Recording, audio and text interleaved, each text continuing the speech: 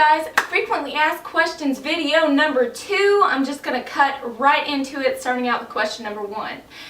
People oftentimes ask, knowing that I've previously been a yoga instructor back in the day, they'll ask what are some good beginner poses or perhaps just some simple daily yoga poses that pretty much anyone can do. So I'm going to go ahead and add in a clip of that and a couple of my favorites, just 2 really simple ones that pretty much anybody can do and anyone can benefit from. The fantastic thing about yoga is that so many of the poses incorporate and really strengthen your transverse abdominals, or a lot of people have heard of them called TAs. And essentially what they are is like an internal muscular corset. So when it comes to cinching in your waist, that's genuinely what it's doing. It's like a muscular corset that's pulling in from the sides. It's great for your back, it's great for your posture, it's great for overall core strength. And both of these positions kind of hit on working the TAs and strengthening that area, but one of them especially. And so since women are always concerned about their bellies, how to get a flatter stomach, this is a great way to do it right here. Okay, you guys, 2 yoga poses that are also very easy to combine together for just a little short series. It's great for increasing energy, it's good for kind of retraining your body how to breathe, and like I stated before, it's really good for your transverse abdominals. So the first one is just basic chair pose. So your toes and heels are together and you're sitting all of your weight to the back. You want to strengthen your glutes, your booty as much as you can. That's where you want the main strength of the squat down, so it doesn't put any kind of tension on the front of the knees. And you can either keep your hands right here beside the knees, or if you also want to make it total body and work on the shoulders and arms as well, you can go ahead and take the arms up to the sky. And just keep your forehead relaxed as you gaze up over the fingertips, and you're just squeezing your core in. And every single time you exhale, you want to act as if there's a sponge right in the center of your core, and you're wringing something out of that sponge. So you're squeezing from every single direction every single time you exhale. Really long deep breaths. And then the second pose, which you can transition into from chair pose, come up really tall, palms pressed together. You can interlock some of your fingers just like this, and then drop the shoulder blades down the back. And you can kind of warm up in this pose by just kind of shifting your hips back and forth. Toes and heels are still together, and you'll feel kind of like an awkward belly dancer, but it's really good for just creating that circulation and warmth through those muscles so they're a little bit more flexible. And then you're going to push your hips over to the left, contract down to the right. So you're contracting straight down to the side, and you want to keep your chest completely open to the front. So you're not letting yourself turn towards the floor, and you're not letting yourself turn up to the sky, and arms stay equal distance from the head. And every breath in, you slightly lift up, and every breath out, push those hips over to the left, contract to the right. Every deep breath in, slightly up, and exhale, and you're just squeezing and contracting this side of your body as tightly as you possibly can, and really utilizing the force of your breath. And then you just come straight up, hips to the other side, and then contracting down towards the other direction. Same thing, and hold it for 4 to 6 breaths, and you can just keep alternating. Do each side a couple of times. In between each side, you can go ahead and take it back down to chair pose and warm the legs up again. You can do that series for just about 4 or 5 minutes, and you'll feel your body get hot.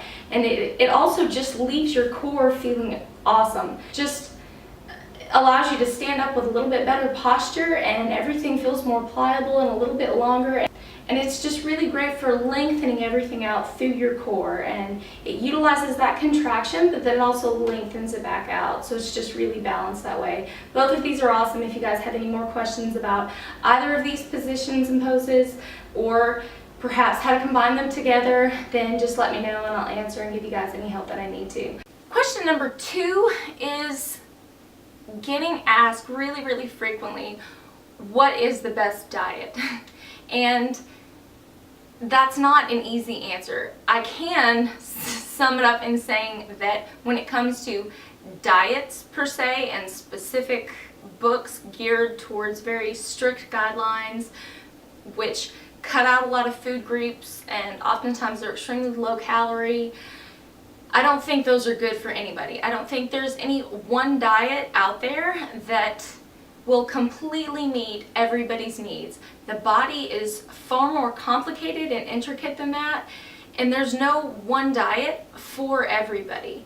And to be honest, I think pretty much everybody would be far better off spending all of that time and effort just taking the time to learn about nutrition, and then learn about portion sizes and different food groups, reasons why they're beneficial, how to combine different food groups really efficiently together.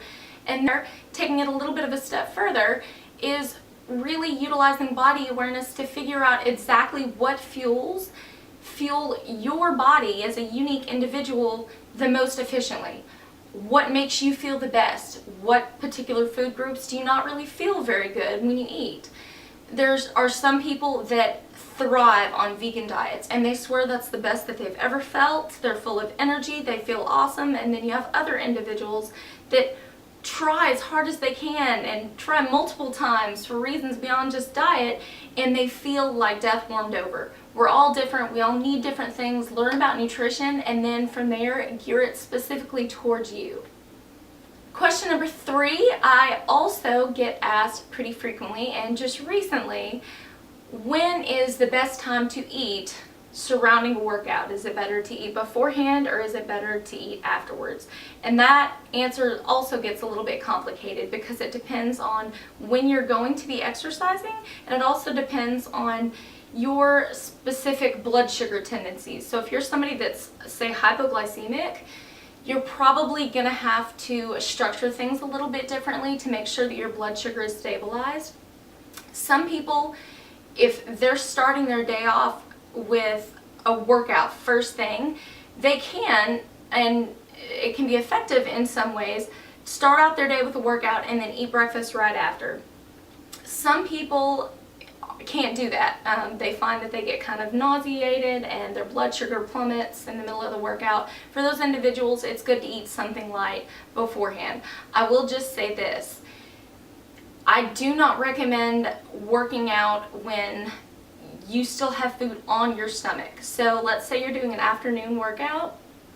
I would at least give yourself a substantial enough period of time where your body has been able to properly digest what you ate last. So if it's an hour before your workout and you've got to get something in, make sure it's something that's assimilated really quickly.